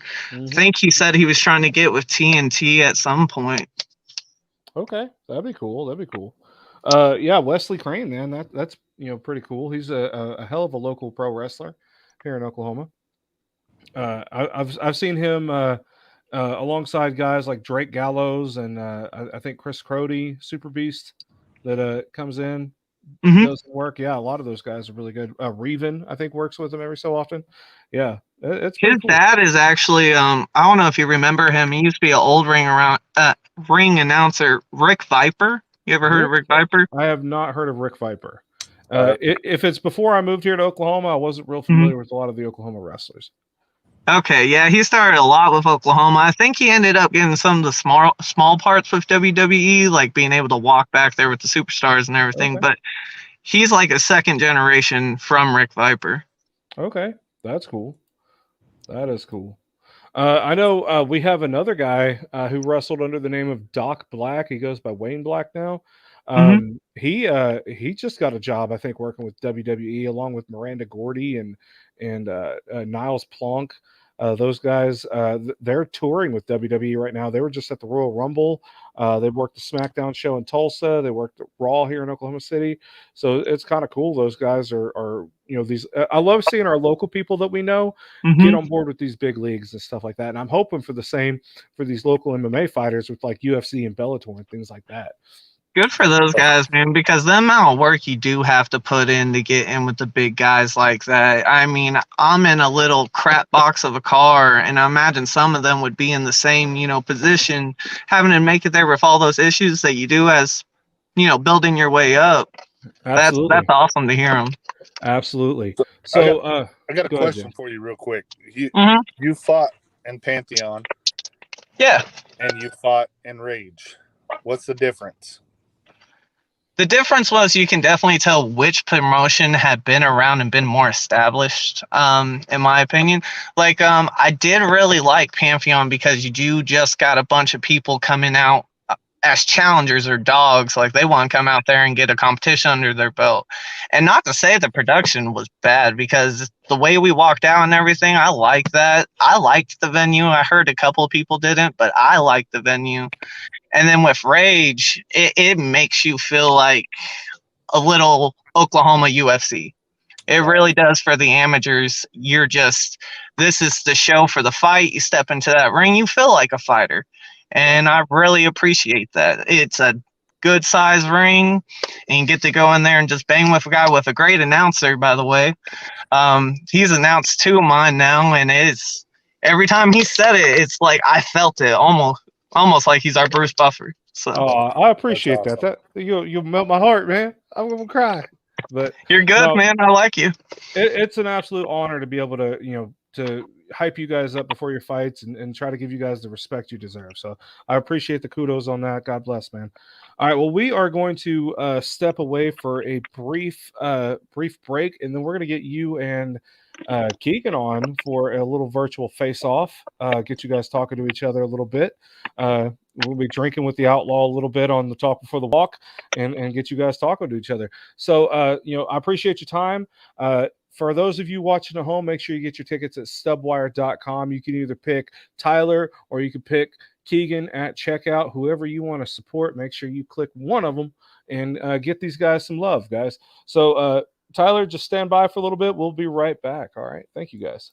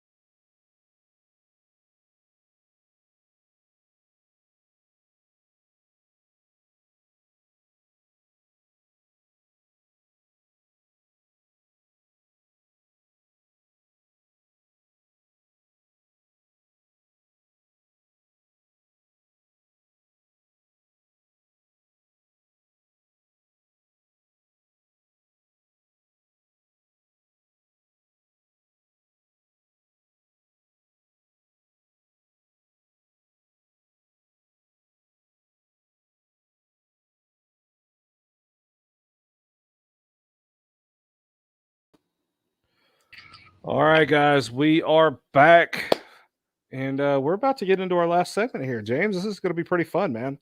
It is. I've been waiting for this one. This is going to be cool. I'm really excited. I'm happy to have you on as my partner, as my tag team partner for the Talk Before the Walk. I've been needing a tag team partner, man. This is going so much more smoothly with you. I ate before I came on here, and I'm feeling a little sick, so I'm not talking as much, but yeah. You got to watch what you eat, especially. I know where you ate. I'm not going to say anything about that company, but you got to watch what you eat there, because, like, it can get you. It can bite you in the keister, man. Man, I am getting a kick out of this porn site person that keeps trying to fucking spam our chat, but I keep blocking him just because, random reasons. I don't really want to put that guy over too much, so I don't know what they're doing or what they're trying to do with our chat. But for those of you watching, don't fall for stuff like that. That's just fishing for your information or trying to get like viruses on your computer, things like that. Don't click those links. Those aren't worth it. Do what? It's somebody like with a fake. Yeah, I know who that is. It's a big check mark. I'm talking about the other one. I'm just kidding. I don't know. Okay, let's. Anyway, let's get to our Rage in the Cage 86 virtual face-off with Tyler Logan and Keagan Davidson. I'm gonna bring both of these guys up here at the same time, just because that's how we roll. All right, so I know you guys have met before. There's no need for an introduction. You guys know each other. Tyler just had his interview.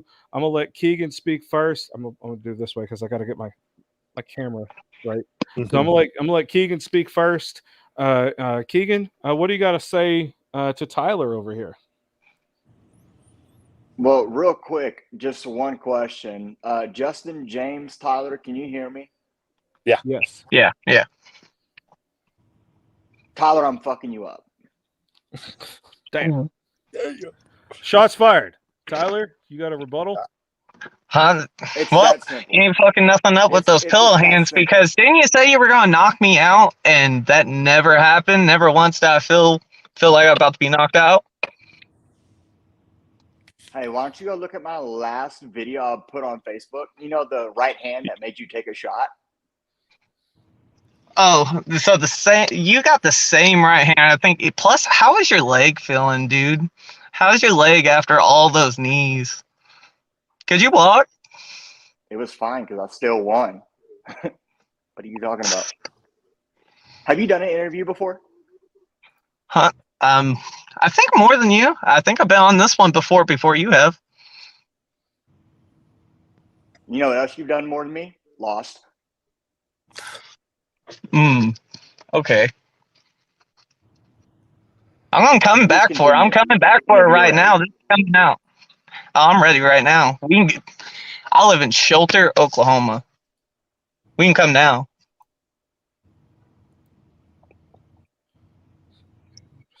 I'll meet you in OKC right now.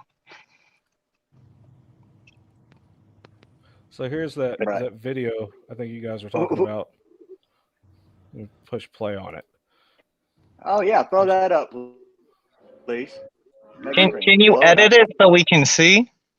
Well, I think it's already been edited, but that's I'm gonna restart it. There you got it sideways. Can you work a computer, man? So yeah, who knows? Oh, but I thought he was your favorite announcer. What? No, I mean you. He's pulling that off your stuff. Remove that. Oh, so yeah. Well, I mean, you can look it up too. I mean, what we ought to do is let's just look at it here. Talk to Trisha and get that put on YouTube. Let's just look at it here. Let's look. Tyler is a collegiate wrestler. I am a high school wrestler. You want to talk about who had the better wrestling in that fight? You want to talk about who had the better hands in the fight? And I was on your back, bro. In the fight. Oh. I was on your back. If that bell one had rang, you would have got choked out like the other two. But here's the thing. You had my back last 10 seconds. Good job. I fucked up once. You lost. That's all it takes. Well, all right. So I like this. Let's keep this going. Come on. No, this match is going to be fire. So we don't have much time left for the show. For him is not there. What are you talking about?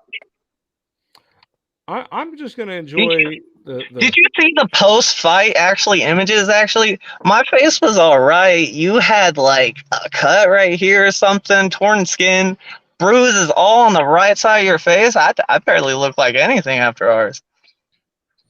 We have a fan of somebody watching. Okay, but then here. Go and watch the fight, and then look at it. Well, I'm just saying about knocking out. Want to know what happened to that cow? James Buchanan wants to know what happened to the cowboy. That comes out whenever it's time, baby. All right. That comes out whenever it's time.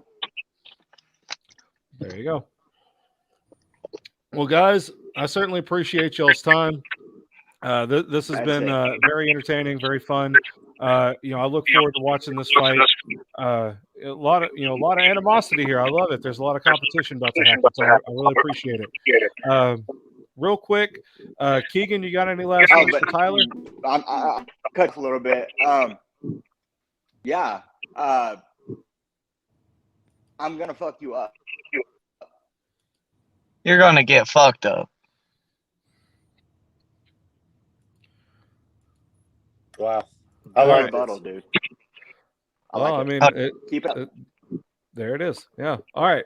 Real quick, for those of you watching at home, this is going to be happening. The Outlaw Keagan Davidson taking on the Iron Will Tyler Logan at Rage in the Cage 86, happening in Lawton, Oklahoma at the Great Plains Coliseum on March 5th, Saturday, March 5th. So get your tickets at stubwire.com. Make sure you pick either Tyler or Keagan at checkout and get your tickets right there. Or I think you guys may have tickets in hand as well, so you can get them from them. So check that out. Thank you both for being guests on the show. We look forward to seeing you guys at weigh-ins. Good luck to both of you. Good luck, guys. Hey, thank y'all for having us, man. I appreciate it. Yes, sir. God bless, man. Oh, you took them off. I was Yeah. gonna tell. Go ahead. Go ahead. What, I can bring them back. What do you want? No, I was gonna tell him bring me a bandana and one of them mugs. Oh, there you go. Like There, yeah, you got to bring some bandanas and some of them mugs. Oh shit, we're back on. We are. I had to. Yeah, I can sorry, do that, James man, still for wanted to sure. talk. For sure. I'm click happy. Hey, listen, All right. I knew y'all was Outlaw Nation. Y'all don't have to worry about it. I knew. I love got free you. merchandise. I'll give you some Yes, sir. Canada shirts in return. I'll do all kinds of shit. Yeah, whatever Hey, I I'm got. just I'll give saying.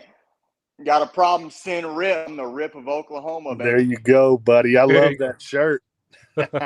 All right, brother. Well, hey, have a good one. Thank you, Train man. hard, train safe. Well, I can't wait to see you both up there. Take Yeah. care, guys. See ya. All right, guys, man. Y'all heard it right there. Keagan Davidson taking on Tyler Logan, Rage in the Cage 86. Fireworks are already popping off. Drinking with the Outlaw. You can check it out every Thursday at 7 p.m. Iron Will Tyler Logan, man, he's coming for some revenge. He's on he's got a bucket list of losses he wants to avenge. I am looking forward to this. I'm looking forward to it. I am too. That's going to be a heck of a fight. Kudos to Summer for thinking that in a kickboxing match. Absolutely. There are no takedowns. There's no be submissions. Bang and bang this time. Yeah, it's going to be fun. So. It's going to be fun. James, you're already naming the restaurants you got sick from, I guess. Oh, shoot, I forgot. I thought I was under a different name on there. No, you're under James. That's all I was you, on my buddy. iPad doing that. My bad. What other name do you have on there? Like, what is it? Is it Carlos Danger? El Papi Chulo, man. El Papi Chulo. man, this has been a really fun episode. I just found out what that meant. I got told by a beautiful woman what that meant. So, what is it? Shareable? What? The translation? Well, I mean, it was Daddy Pimp, or Daddy Cool, I think is what she said. Yeah. But in English, it's backwards. But I'm not much of a pimp, so I must be cool. You know what I mean? I've been more of a player than a pimp in my life, style. Luckily I'm married now, got a wife and kid. I'm just happy and all good out. So it's gonna be fun. Summer, she just messaged or commented on here, says, can we watch the whole fight? I was trying to talk on there. I'm going to talk to Trish and see if we can start uploading those old Rage in the Cage videos to YouTube as well. We wanted to do that originally, but we haven't really had access to the Rage in the Cage YouTube channel. So I'm going to see if we can get permission to at least put them on this one, or see if we can find a way to get access to that, to where we can upload those one way or the other. What's on tap, bud? What do we have next week? Next week we have Zevin Hunt and Cody Gallion slated for the show. They'll be on our first hour. We are looking. I believe we're going to have some more Roll in the Cage folks for next week as well. I got to contact a couple of people, so we'll see. If you haven't been to one of those Roll in the Cages, oh man, they're so. I fun. love MMA, but it was always grappling when you got two high level guys is incredible, and I found that out firsthand. We went to watch Nadia, and I got to sit cage side and with Summer and watch these guys, and holy cow. It's a different when you watch, equals go against each other. Absolutely. It It's is. so fun because Summer originally wanted to start doing these grappling matches like in between the MMA fights, and Right. her goal, I remember back then, was she wanted coaches versus coaches. And what's cool about Rage in the Cage 4 is you get 4 coach versus coach matches. We It's just so don't get the tag team. I was a I little know, like I want the disappointed, tag team but grappling match, but come on, it's Summer. okay. It's okay. We'll suffice.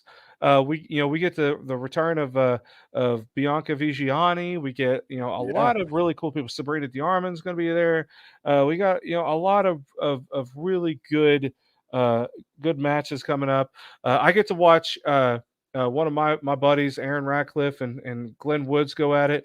I was really sad that Aaron's son, Coy Radcliffe, got broken ribs because Coy was one of my former students way back, like almost 10 years ago, 9 years ago, 10 years ago now, back when they were really little, in my little ninjas classes and stuff like that. So I was really excited to watch him compete and get to yell at their face a little bit as the ring announcer. Yeah. But, there'll be other times. I just absolutely love I love these roll in the cage events. It's gonna be fun, man. There's no atmosphere like a Rage in the Cage and Roll in the Cage event. Yeah, I tell everybody I've been to Bellator. It's bigger crowd than that. Mm-hmm. We went to that XFC show that came in from Michigan over in Shawnee a couple months back, and as much as they have all the bells and whistles, they were on Fox Deportes, that they're on network television, and yet the crowd was still kind of small. Which, I mean, no offense to them on that one. I understand it's Shawnee and it's local thing, but I was the fights were amazing. The fighters showed up, showed out, did their thing. But in between, the fights when they were television dark, it was just dead, and there was no energy, and it was just like I don't know, man. Like Rage in the Cage is different. It's just a palpable energy continuously throughout the evening, and it like you really know you've gone to an event, a real event. And I was shocked that Roll in the Cage was more of the same. That was my first Roll in the Cage 3 was my first one to go to, and I was like, wow. Like, the goal is to make these grappling matches have these grappling matches with the same cadence as an MMA fight. Right. So, which is why, like, you'll see me in there ring announcing. I try to still give them the Bruce Buffer ring announcing. It's slightly turned up a little bit different because we'll say like the rank and things like that, belt rank. I think sometimes we even do how long they've been training or competing or whatever, but we try to give them that big fight feel every match, whether it's you get a couple of 12-year-olds grappling each other for the first time in front of a big crowd, or you get your experienced guys like Kelly Rundle and Jeff Lindsay. I want these guys to have that moment, that real moment that there's something special, because those guys deserve all the respect in the world. They're putting in a lot of work. They're putting in a lot of effort. They're coming in, becoming like it's incredibly. You become very vulnerable in that cage. Not just to your opponent, but to the crowd. Right. So to be able to give these guys the cadence that they deserve, Rage in the Cage is doing that perfectly. Summer Seaborg specifically is really putting that on. And the announcers, they got some awesome announcers. That's what the comment section says. I think the jury's still out on that one. So do what? I said I think the jury's still out on that. No, I'm kidding. With Carl Wolfwood and Robert Storkson, man, these guys are incredibly entertaining. That was the first grappling match I watched in Sugar Creek. Oh my God! Yeah, with the yellow tights. That tearaway stuff or whatever he had on. Yeah, yeah, that was my first time to actually see it. I love Carl Wolfwood and his showmanship that he does when he comes out, because he's really a showman.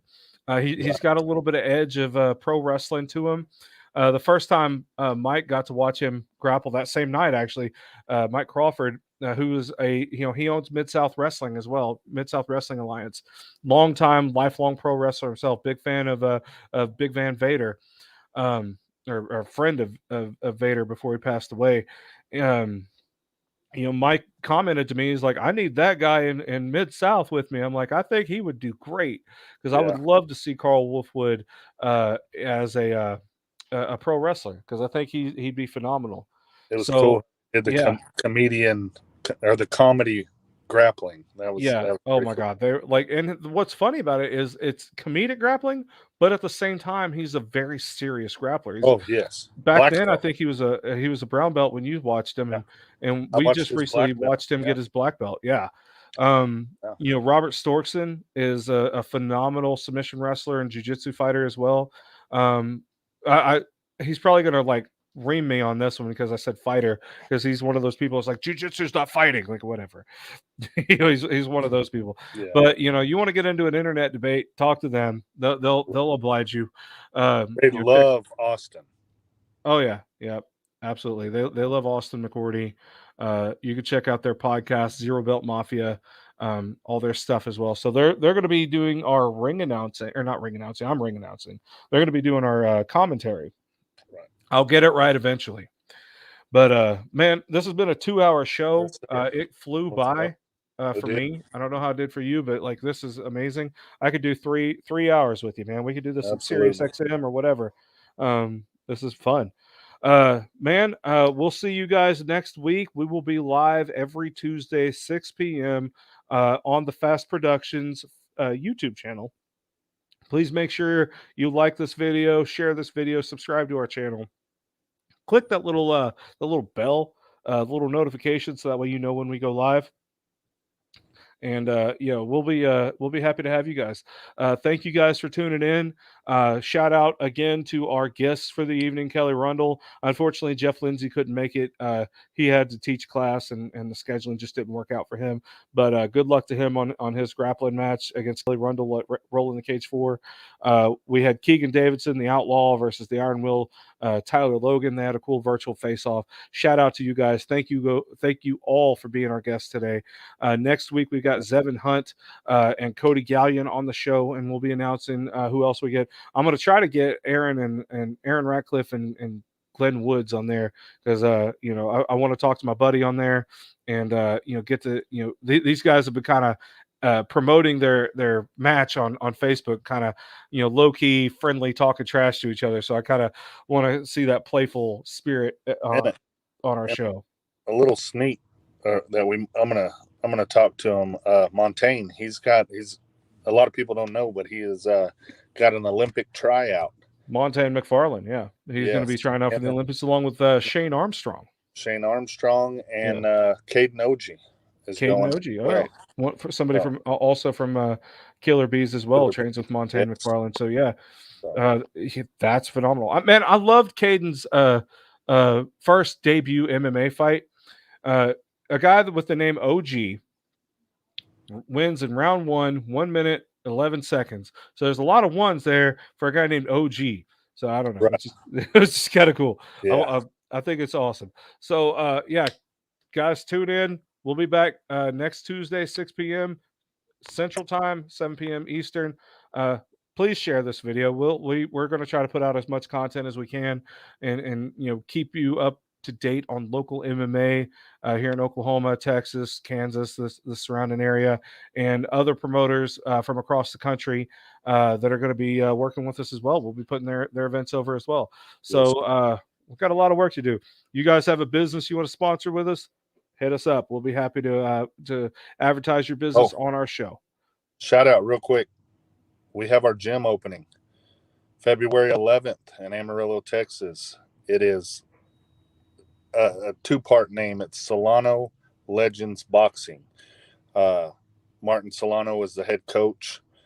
He is also a firm fighter and a Martin. Manager. You call him I call him Martin. I call him Martin. He is our favorite Hispanic Asian. But we just got cancel cultured. Thanks, James. Yes, I'm just kidding. February 11th, Hooters is going to put out the wings for us. Modelo is our beer Save sponsor. me some wings. I'm busy that day. Right. So swing by, come check out the gym. We're one of 2 gyms in Amarillo that have a full-size cage. We have a boxing ring, bags. I mean, we have everything. So Awesome. fine, check it Legends out. Boxing, Solano's Legends Boxing. Solano's Legends Boxing. So go check that out. Amarillo, go get you some boxing training. Yes, MMA, everything. So all right. right. Yeah. Well, thank you guys We'll see y'all. again for tuning in to the Talk Before the Walk. We really appreciate you guys. Like I said, stay tuned every Tuesday, 6 p.m. We're going to be right here doing our thing as much as we can. Next week, we're going to be talking more about Rolling the Cage 4 and Rage in the Cage 86 as well. And, thank you guys so much. God bless. Yeah. Peace out.